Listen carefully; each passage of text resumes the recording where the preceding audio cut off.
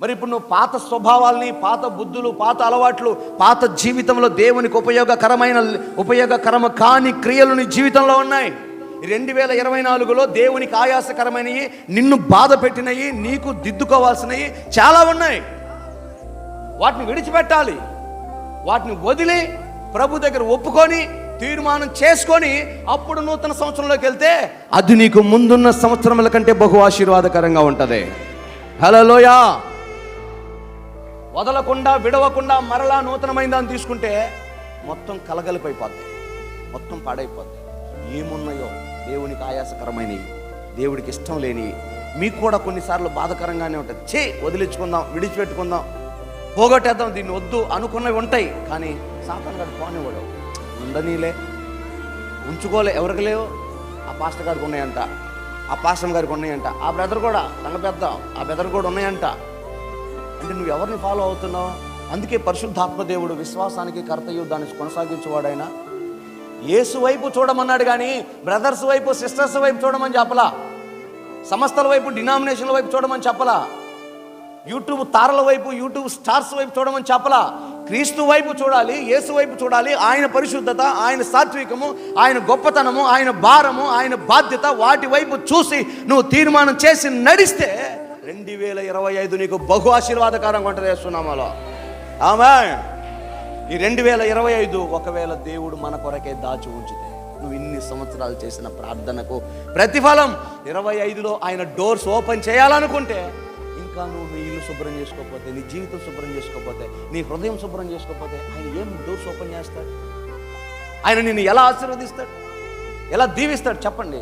నువ్వు అనుకుంటున్నావు నేను అడుగు పెట్టినల్లా బంగారం అయిపోవాలి, నేను పట్టుకున్నల్లా బంగారం అయిపోవాలి, నేను వెళుతున్న ప్రతి త్రోవ నాకు సరళమైపోవాలి. దేవా నువ్వు నాతో ఉంటే నేను వెళ్ళే ప్రతి మార్గం నాకు జయమయ్యా.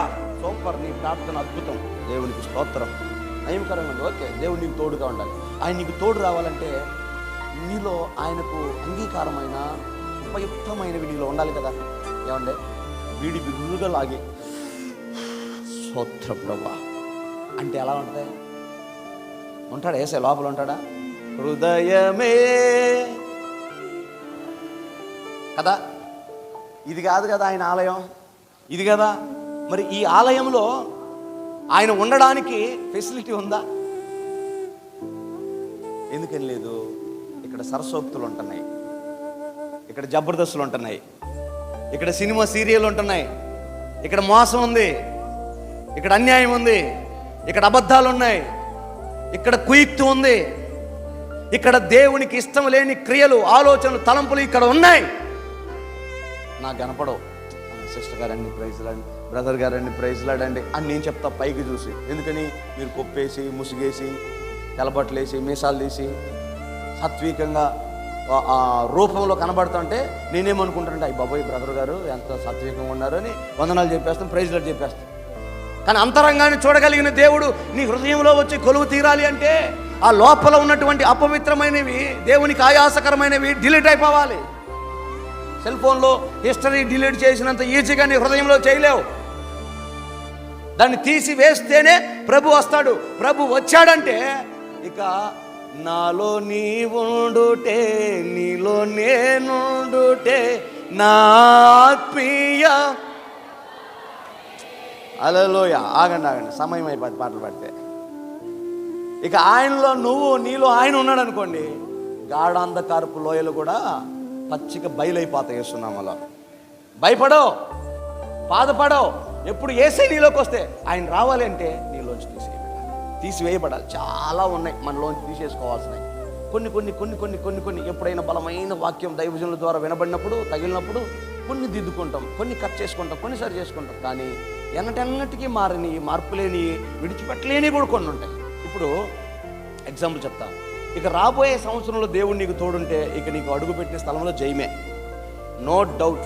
నేనున్నానండి, దేవుడు నాకు వాగ్దానం చేశాడండి, నేను నీకు తోడుగా ఉంటాను, అక్కడికి వెళ్ళి నీకు జయమేని అన్నాడండి.